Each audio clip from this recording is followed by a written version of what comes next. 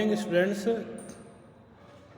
आज की इस वीडियो में मैं आपको इतिहास से संबंधित सेकंड चैप्टर में गौरवशाली मौर्य साम्राज्य के पतन के कारणों के बारे में आपको विस्तृत जानकारी दूंगा। या गौरवशाली मौर्य साम्राज्य मात्र 150 वर्षों तक ही क्यों चला, जबकि इस राजवंश में बहुत ही प्रतापी राजा चंद्रगुप्त मौर्य, बिंदुसार, अशोक जैसे बुद्धिमान, यशस्वी और पराक्रमी राजा होने के बावजूद भी ये वंश केवल 150 वर्षों तक ही चल सका। तो ऐसी क्या कमियां थी, क्या कारण थे? तो देखिए, सबसे पहले जो कारण इसमें आता है वो आता है उत्तराधिकारी के स्पष्ट नियमों का अभाव। तो देखिए, सबसे पहले जो कारण इसमें बताया कि कोई भी नियम ना होना उत्तराधिकार का, वो एक मेन कारण हो जाता है। क्योंकि जब एक राजा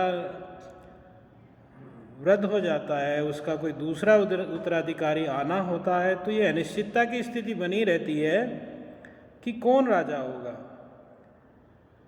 अगर कोई नियम निश्चित हो कि भाई जो सबसे बड़ा पुत्र है राजा का वही राजा होगा, तो अनिश्चितता की स्थिति ना बने, असमंजस की स्थिति ना बने, सत्ता संघर्ष ना हो, दूसरे जो षड्यंत्र इसके साथ साथ होने लगते हैं, सब लोग अपने अपने पक्ष को मजबूत करने के पक्ष में लगे रहते हैं, तो ऐसा ना हो।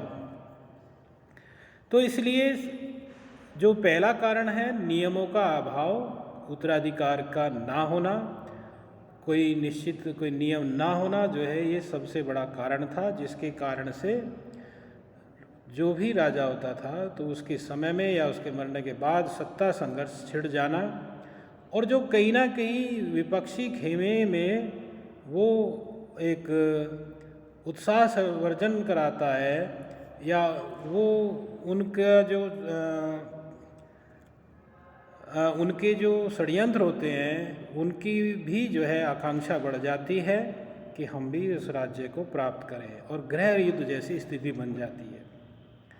दूसरा कारण है अयोग्य और कमज़ोर उत्तराधिकारी। तो ये अगर हम किसी भी राजवंश के पतन के कारण का एक कारण देखें, तो ये सब राजवंशों का या सब जितने भी पतन के जो भी कारण बनते हैं किसी राज्य के, तो उसका एक ये मेन हेडिंग हर राज्य के लिए उपयुक्त है। क्योंकि अगर जो राजा होगा वो अयोग्य होगा, कमज़ोर होगा, तो उसकी सत्ता पर पकड़ जो है मजबूत नहीं होगी, और जब सत्ता पर मजबूत नहीं होगी तो वो जो है दूसरों को मौका देता है कि वो जो है सत्ता पर हावी हो, या यहाँ तक भी होता है कि वो जो है उसको हटा देते हैं, और हटाने के बाद वो अपना कब्जा भी कर लेते हैं।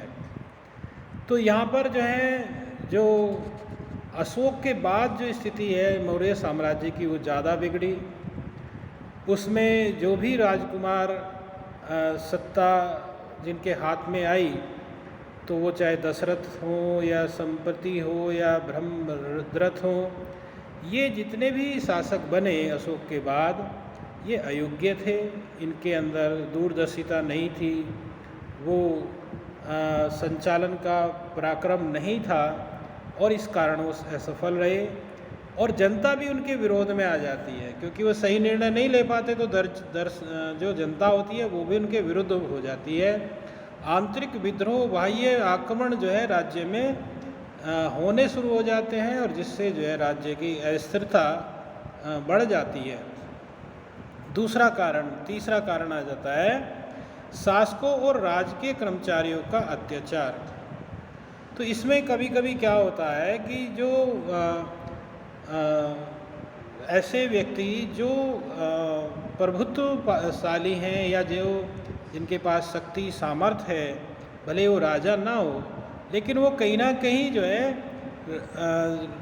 जो कर्मचारी वर्ग है, राजकीय जो कर्मचारी हैं वो कर वसूलने लगते हैं जनता से। अब राजा ने कर बढ़ाए या नहीं बढ़ाए, लेकिन वो कर वसूलने लगते हैं।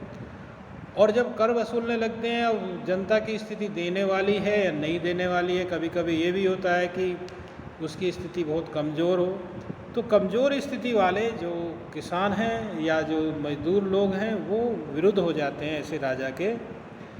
और इसमें ऐसा भी देखा गया है कि राजा को ना पता होना, या राजा अगर ज़बरदस्ती करता है तो निश्चित रूप से वो जनता उसके विरुद्ध हो जाती है।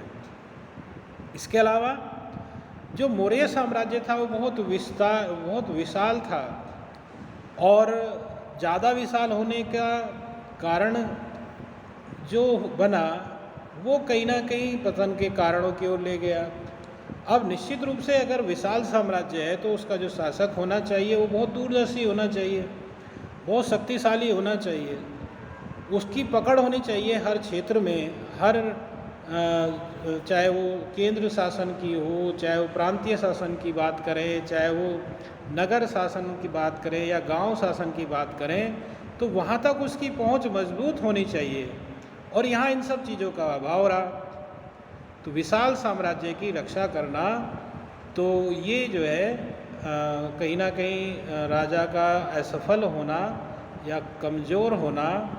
और ऐसी स्थिति में जैसे गांधार, विदर्भ और जालोर आदि जो है ये इस तरह के राज्य हुए कि जो मौर्य साम्राज्य से इन्होंने अपनी स्वतंत्रता हासिल कर ली या उन्होंने अपने आप को स्वतंत्र घोषित कर दिया। तो ये कारण रहा विशाल साम्राज्य को रक्षा ना कर पाना जो मौर्य साम्राज्य के शासक थे उनके लिए। एक और आता है इसमें कारण, धन अभाव और करों की अधिकता।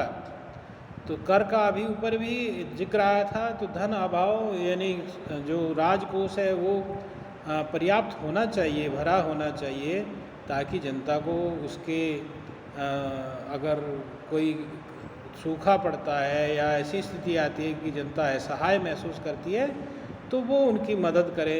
असंतोष जो इस तरह से जिस कारण से बढ़ जाता है, उस असंतोष को भरने का कारण एक धन होता है, और धन ना होना ये किसी राज्य के लिए ठीक नहीं होता।